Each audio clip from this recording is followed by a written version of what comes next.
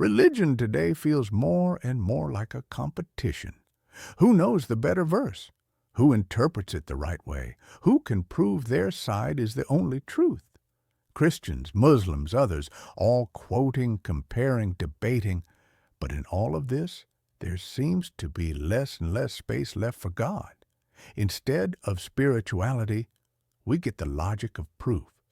Instead of relationship, a battle of interpretations.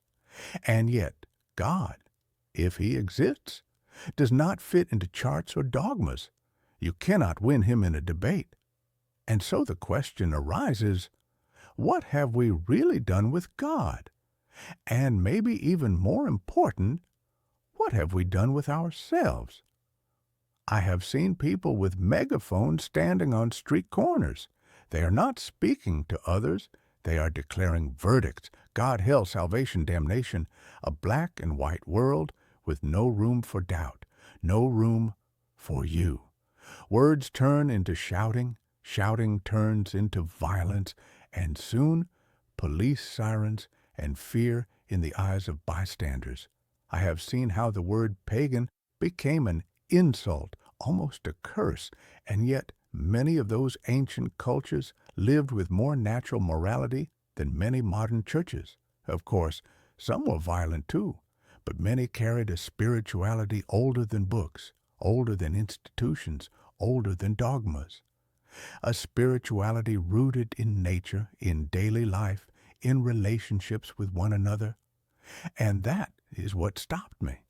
This one question, where in all of this is the human being? Where is his responsibility?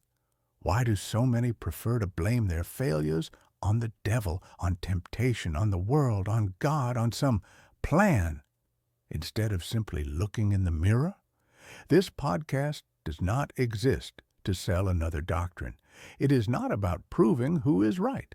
This is not a market of ideas. This is a space for questions, sometimes uncomfortable ones, sometimes questions without answers, but always real. History shows a pattern. Every time spirituality was centralized, every time it merged with politics, every time someone said, I will speak in the name of God and I will tell you how to live, it ended badly, with victims, with slavery, with fear.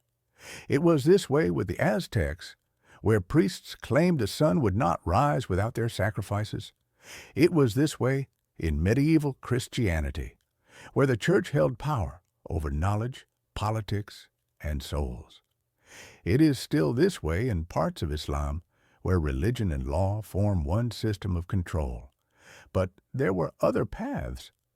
Among the Slavs, spirituality was part of life, not an institution. Rituals were performed together in community, not imposed by force. Among the Lakota, Hopi, or Iroquois, spirituality was built on a relationship with nature, on dreams and visions, not on scripture or rigid dogma. These traditions were not perfect, but they were less oppressive, more natural, more human. And this is where the contrast lies, because when humans begin to speak instead of God and in the name of God, when they impose their interpretation on others, abuse always follows. Spirituality turns into a tool of power, and the same pattern repeats itself again and again. Maybe the real question we should ask is this: should society allow a few individuals to interpret sacred words and then force others to follow their version? If history teaches us anything, it is that once we allow this, the cycle always begins again. And this is why this podcast exists, not to provide final answers, but to ask questions, because maybe the questions themselves matter more than ready-made solutions.